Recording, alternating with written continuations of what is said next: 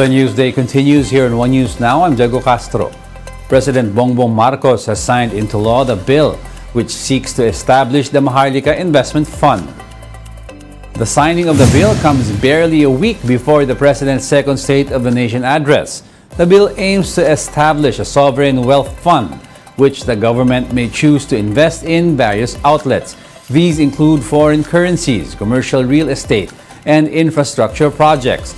Economic managers also claim that it will increase the funding for big-ticket agriculture projects.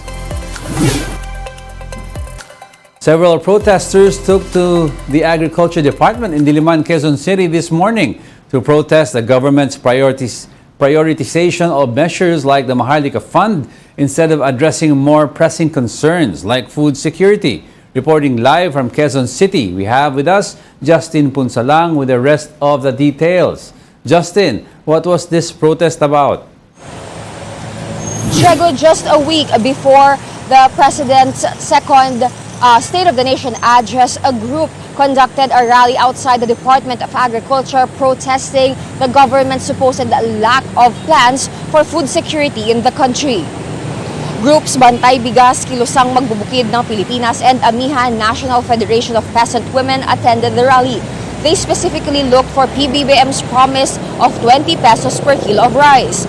They said instead of attending to the imminent needs of the poor, the administration is prioritizing other things like the Maharlika Investment Fund, which the group claims to only favor the president and his allies, as they will just steal the money from the wealth fund, they said. The group also called the food stamp program a band-aid solution. What the government should do instead is support and strengthen the local agriculture production. Efforts like Kadiwa should be elevated according to the group. Agricultural products the government purchased directly from farmers should be sold in markets so more Filipinos could access affordable goods. Importation also is detrimental to the local agriculture industry, according to the group. Diego, the group is also calling for President Bongbong Marcos to step down as the Secretary of the Department of Agriculture, saying that his programs and policies have failed. And after their rally here in front of the Department of Agriculture, they will be conducting their own State of the Peasant address later this morning. Diego? Thank you for those updates. That was Justin Punsalang reporting live from Quezon City. Makati Mayor Abby Binay believes that Taguig does not have the capacity to service some 300,000 Embo residents. Recall that the Supreme Court has ruled with finality that the Embo barangays are part of Taguig City.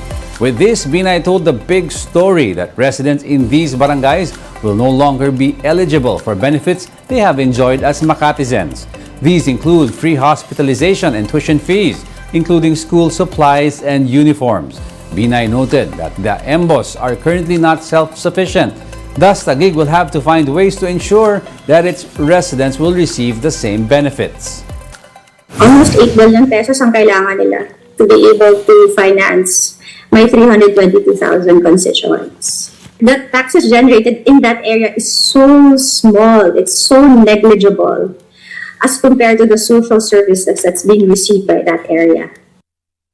Binay also clarified that the University of Makati as well as the Hospital ng Makati will still cater to Makatizens since it is owned by the city. This despite the fact that the facilities are located in the barangays now under Taguig's jurisdiction. The university and the hospital will still be owned by the city government of Makati that will cater to Makati residents. I will not be able to cater to the residents living in the Embos. Taguig will have to pay for their tuition if they are studying in the University of Makati. Taguig will have to pay for their hospitalization if they end up in hospital ng Makati. The Commission on Audit reminds state broadcaster PTV-4 that it has yet to settle some 75.8 million pesos in notices of disallowance or NDs over an ad placement deal in 2017. This deal was made by former Tourism Secretary Wanda Tulfo-Teo on her brother's show in PTV4. Recall that COA flagged payments made to Ben Tulfo's Bitag Media back in 2017. Due to lack of supporting documents, and conflict of interest. State auditors issues these notices of disallowance to call for the disbursement of funds if a government agency fails to justify an irregular transaction. The two NDs were issued back in May and June 2019. In COA's 2022 report, the notices are marked under appeal. Bitag Media is owned by Ben Tulfo, which produced the show Kilos Pronto, a news and public service program that aired on PTV-4. At the time, his sister Wanda Tulfo Teo was the tourism chief. Back in 2021, the Ombudsman dismissed a graft complaint against Teo, Tulfo, and other PTV4 and DOT officials, saying that Teo was unaware that Kilos Pronto was owned by her brother. We'll be back with more stories after the break. Keep it here on One News.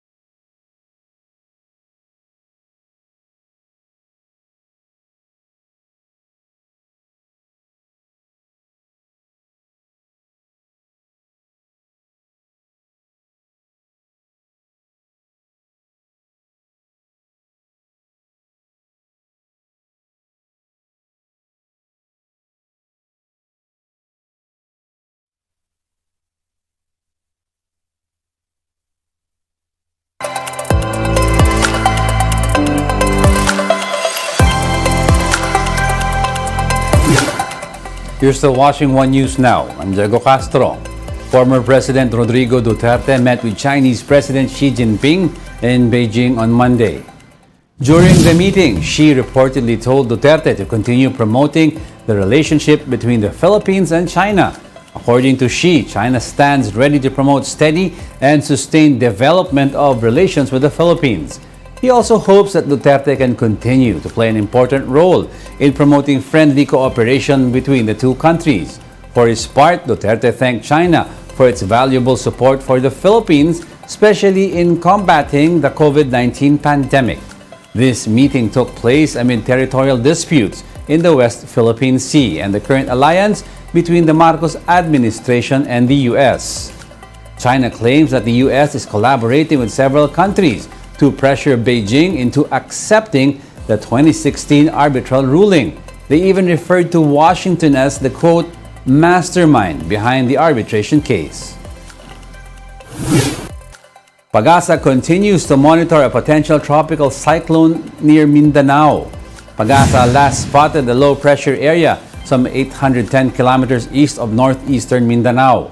It has no direct effect yet, but its trough is bringing rain showers and thunderstorms over Caraga and Davao regions. The LPA is expected to develop into a tropical cyclone within the next 24 hours and may move towards northern Luzon. It will be given the local name Egay, which is the fifth typhoon to enter the country this year. Meanwhile, Habagat will continue to trigger rains and thunderstorms in Zambales and Bataan. Metro Manila and the rest of the country may also experience rains due to the Habagat and localized thunderstorm. With recent heavy rains, water level at the Angat Dam has climbed further. Based on Pag-asa's data, water level at Angat now stands at 180.67 meters. That's barely a meter above the 180-meter minimum operating level, which the water level climbed back to yesterday.